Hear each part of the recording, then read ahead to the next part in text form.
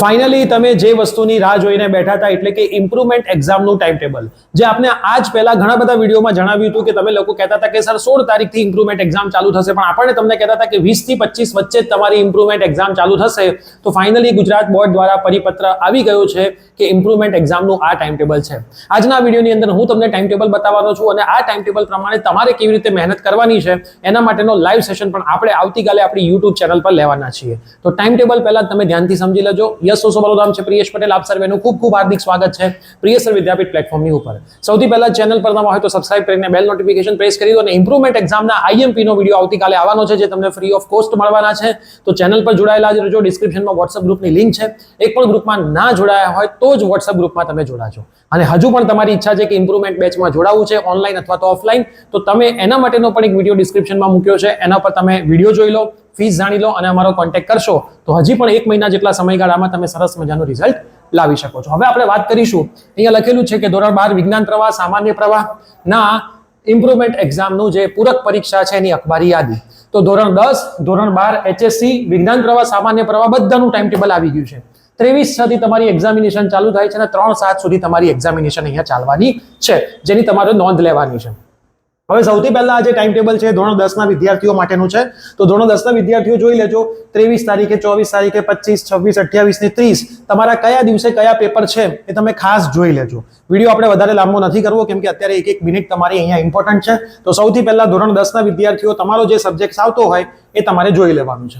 હવે ખાસ પૂરક પરીક્ષા વિજ્ઞાન પ્રવાહ જેની તમે આતુરતાથી રાહ જોવો છો, તો સોમવારે 23 તારીખે ફિઝિક્સનું પેપર સૌથી પહેલું જ છે, જેમ બોર્ડમાં પહેલું હોય એમ, અને બપોરનો ટાઈમિંગ રાખ્યો છે 3 થી 6:30. એના પછી તમને 24 તારીખે અંગ્રેજીનું પેપર અહીંયા સેટ કરેલું છે. તો જો તમે ઇંગ્લિશની એક્ઝામ નથી આપવાના તો તમારી ત્યાં રજા આવશે. અને 25 તારીખે બુધવારે જીવ વિજ્ઞાનનું પેપર સેટ કરેલું છે.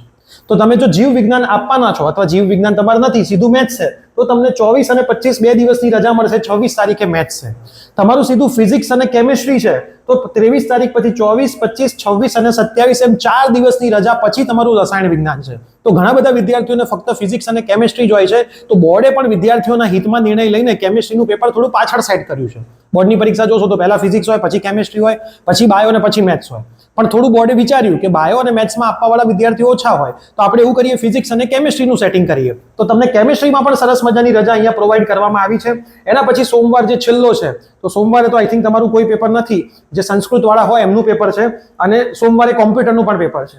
તો શનિવારે એક્ઝામ પત્યા પછી રવિવારની એક રજા પણ કોમ્પ્યુટર માટે અહીંયા મળેલી છે. તો જે વિદ્યાર્થીઓ કોમ્પ્યુટરમાં ફેલ છે એ લોકો કોમ્પ્યુટરની હાલ ચિંતા ભૂલી જાઓ, મેઇન એક્ઝામની તૈયારી અહીંયા કરો એટલે બીજું બધું તમારું કામ થઈ જશે.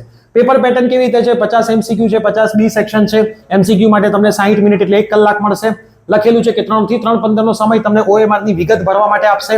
3:15 થી 4:15 માં તમારે MCQ લખવાના છે. એના પછી 4:15 થી 4:30 OMR એકત્ર કરવાની અને બી સેક્શનની ઉત્તરવહી આપવાની, અને પછી 4:30 થી 6:30 લખવાનું. મતલબ બોર્ડની પરીક્ષામાં જે હતું એનું એ જ time table same to same છે, ખાલી સબ્જેક્ટ ઉપર નીચે થયા છે. તો હવે લાગી પડો. 23 તારીખ સોમવારને તમારા દિમાગમાં મૂકી દો, તૈયારી ચાલુ કરી દો. હજી તૈયારી ચાલુ કરવી હોય English medium, Gujarati medium, online કે ઓફલાઈન, તો ડિસ્ક્રિપ્શનમાં અમારો નંબર છે, ડાયરેક્ટ કોન્ટેક્ટ કરીને ફીસ જાણી શકો છો. ગાંધીનગરમાં ઓફલાઈન આવવું હોય તો પીજીની વ્યવસ્થા પણ છે, તમે પીજીમાં પણ આવીને ભણી શકો છો. પણ સમયગાળો બહુ ઓછો છે, મહેનત વધારે કરવી હોય તો જ તમે અમારો કોન્ટેક્ટ કરજો. આ વિડીયો હવે તમારા બધા જ ફ્રેન્ડ્સને શેર કરી દો એટલે એમને પણ ખ્યાલ આવી જાય અને વાંચવાનું ચાલુ કરી દો. મળી જાય આવી જ કોઈ નવી અપડેટ સાથે. Bye bye, take care.